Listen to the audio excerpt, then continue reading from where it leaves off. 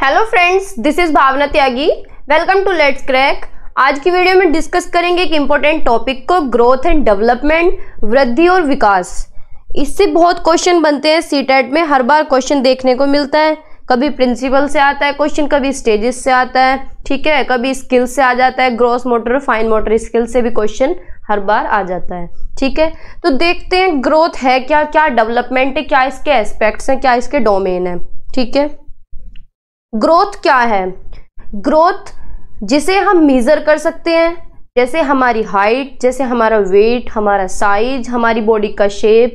जैसे कि देखो, बच्चा छोटा है पहले फिगर में, फिर थोड़ा बड़ा हो रहा है, फिर थोड़ा बड़ा हो रहा है, फिर पूरा बड़ा हो रहा है, अपनी बॉडी पे पूरा बैलेंस बना रहा है। तो ये क्या है? ये जो चेंजेस नजर आ रहे हैं ये ग्रोथ है। क्या है? ग्रोथ है। यानी इस हमें दिख भी रहा है, हम इसे मेजर भी कर सकते हैं। बच्चे की हाइट भी बढ़ रहा है, वेट भी बढ़ रहा है, बच्चे का साइज भी बढ़ रहा है।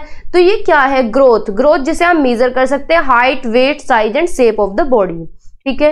ये क्वांटिटेटिव एस्पेक्ट्स पे काम करता है, यानी मात्रात्मक, इसे हम माप सकते हैं, ठीक है। बच्चे की हाइट बढ़ रही है तो हम उसे माप सकते हैं। कोई बच्चा 3rd क्लास में है, फिर वो 4th में आया, 5th में आया, उसके शूज छोटे हो गए, उसकी ड्रेसेस छोटी हो गई, तो वो ड्रेस और शूज छोटे नहीं हुए, उसकी ग्रोथ चल रही है, वो उसके कपड़े छोटे नहीं हुए हैं, उसका साइज बढ़ गया है, ठीक है।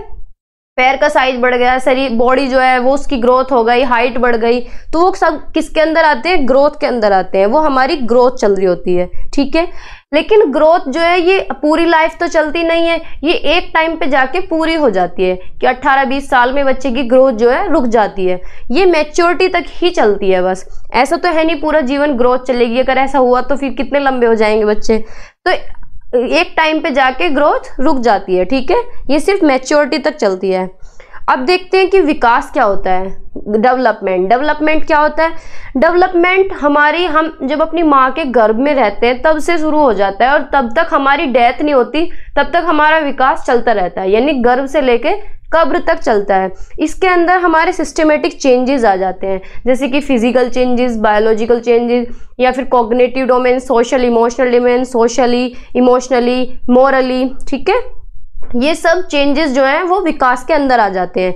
शारीरिक चेंजेस, संज्ञानात्मक, सामाजिक, संवेगात्मक क्षेत्र में जो चेंज हो रहे हैं वो विकास के अंदर आते हैं, ठीक है। ये प्रीनेटल स्टेज से शुरू होता है, यानी जब हम गर्भ में रहते हैं तब से शुरू होता है, और तब तक चलता है जब तक हमारी मृत्यु नहीं हो जाती। तब तक हमारा विकास चलता रहता है, हम कुछ ना कुछ डेवलप होते रहते हैं, कुछ ना कुछ सीखते रहते हैं, हमारी सोच बदलती रहती है, हमारी थिंकिंग, हमारा परसेप्शन, हमारी मोरलिटी डिपेंड करती है सोसाइटी में हम रहते हैं, हमारे इमोशनली डोमेन कितना, हम इमोशनली कितने स्ट्रॉन्ग है, ये सब हमारे विकास में आते हैं, ठीक है।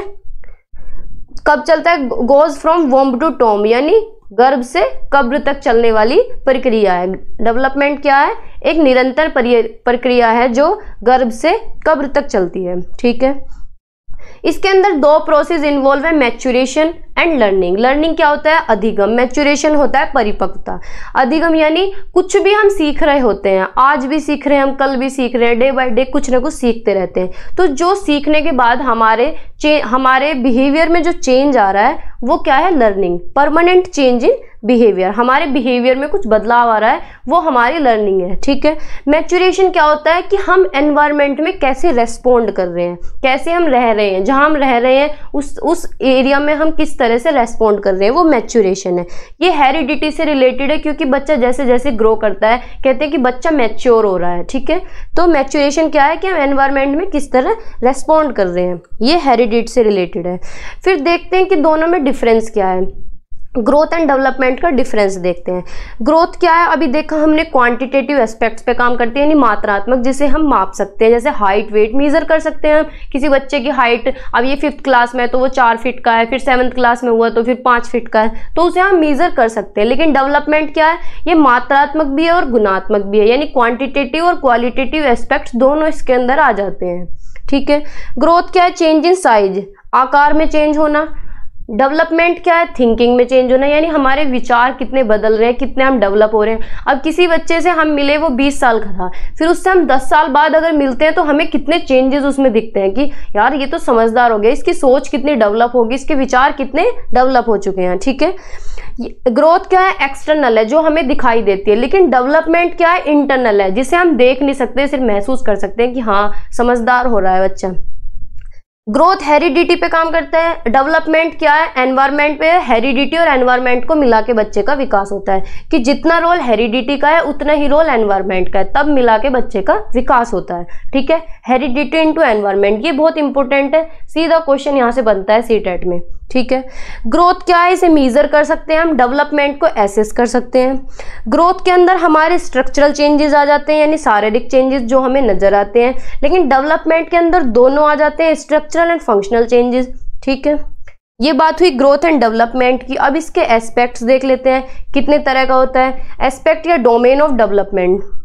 फिजिकल डेवलपमेंट, नाम से ही पता चल रहा है शारीरिक विकास, यानी शरीर का विकास। इसके अंदर हमारे बॉडी स्ट्रक्चर्स, हमारी मसल्स, हमारी बोन्स, हमारे ऑर्गन्स आ जाते हैं, किस तरह शरीर की आकार, दिखावट, मांसपेशियां, हड्डियां आदि का विकास हो रहा है। ठीक है, इसके अंदर हमारी मोटर डेवलपमेंट भी आ जाती है। ठीक है, मोटर डेवलपमेंट में क्या होता है कि हम अपनी बॉडी में कैसे कंट्रोल ला रहे हैं, हमारी बॉडी पे कैसे कंट्रोल हो रहा है, हमारी मसल्स पे, हमारे बॉडी पार्ट्स पे पूरा कंट्रोल लाना मोटर डेवलपमेंट के अंदर आता है। ठीक है, मोटर डेवलपमेंट भी दो तरह का होता है, ग्रॉस मोटर स्किल्स और fine motor skills. Gross motor skill यानी स्थूल गतिक कौशल, फाइन मोटर सूक्ष्म गतिक कौशल। ग्रॉस मोटर के स्किल्स के अंदर होता है कि जहां हमारी बड़ी मांसपेशियां काम करें, जैसे कि हमारे आर्म्स, हमारे लेग्स, हम दौड़ रहे होते हैं तो हमारी बड़ी मसल्स काम कर रही होती है, हम खड़े होते हैं, खड़े होने में हमारी बड़ी मसल्स का यूज होता है, चल रहे होते हैं तो हमारी बड़ी मसल्स का यूज होता है, हम रनिंग भाग रहे होते हैं तो भी हमारी बड़ी मांसपेशियों का काम होता है, और सीटिंग बैठ रहे होते हैं तो भी बड़ी मांसपेशियां, यानी ग्रोस मोटर के अंदर हमारी बड़ी मांसपेशियों का काम होता है। ठीक है, इसके अंदर हमारी बड़ी मांसपेशियां इन्वॉल्व होती हैं, लार्ज मसल्स। ठीक है, फिर बात आती है फाइन मोटर स्किल्स की, यानी सूक्ष्म गतिक कौशल। इसमें क्या होता है कि ज़्यादातर मतलब स्पेशली क्या है, हमारे हैंड्स की मसल्स आ जाती है, छोटी मसल्स, जिससे कोऑर्डिनेशन बने, छोटी छोटी चीज़ों को हम पकड़ सकें। जैसे कि हम लिख रहे हैं, लिखती बार क्या है, जैसे फिगर में देख रहे हैं बच्चा लिख रहा है, तो उसकी उंगलियों का और अंगूठे का कोऑर्डिनेशन कैसे बन रहा है, बच्चा कैसे पेंसिल को पकड़ पा रहा है, वो कोऑर्डिनेशन जो है उसमें हमारी छोटी मसल्स का यूज हो रहा है। हम ड्राइंग कर रहे होते हैं तो भी हमारी छोटी मसल्स का यूज हो रहा होता है। लड़कियां मेकअप करती हैं तो वो भी फाइन मोटर स्किल्स के अंदर ही कंसीडर होता है। थ्रोइंग, कुछ फेंक रहे होते हैं, ग्रेस्पिंग, ठीक है, ये फाइन मोटर स्किल्स के अंदर आते हैं। ठीक है, दो तरह की स्किल है, gross motor and fine motor skill, बहुत इंपॉर्टेंट है। फिर है कॉग्निटिव और इंटेलेक्चुअल डेवलपमेंट। कॉग्निटिव यानी संज्ञानात्मक और बौद्धिक विकास, यानी जितने भी हमारे ब्रेन से रिलेटेड फंक्शन होते हैं वो कॉग्निटिव डेवलपमेंट के अंदर आ जाते हैं। इसके अंदर हमारी इंटेलेक्चुअल एबिलिटीज आ जाती है, यानी हमारी बौद्धिक क्षमताएं जो हमारे दिमाग से रिलेटेड है, जैसे थिंकिंग, सोचना, तर्क, रीजनिंग, इमेजिनेशन, हम इमेजिनेशन कैसे कर रहे हैं, अपने दिमाग में कैसे इमेज बना रहे हैं, मेमोरी, प्रॉब्लम सॉल्विंग, प्रॉब्लम्स को कैसे सोल्व कर रहे हैं। ठीक है, हमारी क्रिएटिविटी, हमारी लैंग्वेज डेवलपमेंट, भाषा का विकास, ये सारे क्या कॉग्निटिव और इंटेलेक्चुअल डेवलपमेंट के अंदर आ जाते हैं, बौद्धिक विकास के अंदर। ठीक है, या संज्ञानात्मक विकास के अंदर। इमोशनल डोमेन, इसके अंदर सोशल डेवलपमेंट और इमोशनल डेवलपमेंट, मोरल डेवलपमेंट इसी के अंदर आ जाते हैं। सोशल डेवलपमेंट यानी हम सोसाइटी में किस तरह से डेवलप हो रहे हैं, इसके कैसे हम सोसाइटी के रूल्स, रेगुलेशंस, नॉर्म्स में अपने आप को एडजस्ट कर पा रहे हैं, कितने विकसित है हमारा माइंड, किस तरह विकास हो रहा है कि हम सोसाइटी के नॉर्म्स को अपना सकें। ठीक है, इसके अंदर इमोशनल डेवलपमेंट, हम इमोशनली कितने डेवलप हैं। अब हम किसी के सामने ऐसे हंस तो नहीं सकते, किसी के सामने ऐसे ही रो तो नहीं सकते, तो हम कितने इमोशनली डेवलप हैं, हमारे संवेग कितने डेवलप हो रहे हैं। ठीक है, इमोशनल रिलेशनशिप आ जाती है इसके अंदर कि दूसरों के साथ हमारी कितनी अच्छी रिलेशन है। इंटरपर्सनल स्किल्स यानी हम खुद को कितना बेहतर समझते हैं, खुद की फीलिंग्स को, खुद के इमोशंस को हम कितना समझते हैं। फ्रेंडशिप इसके अंदर आ जाती है, हम फ्रेंडशिप कितनी अच्छी तरह निभा रहे हैं।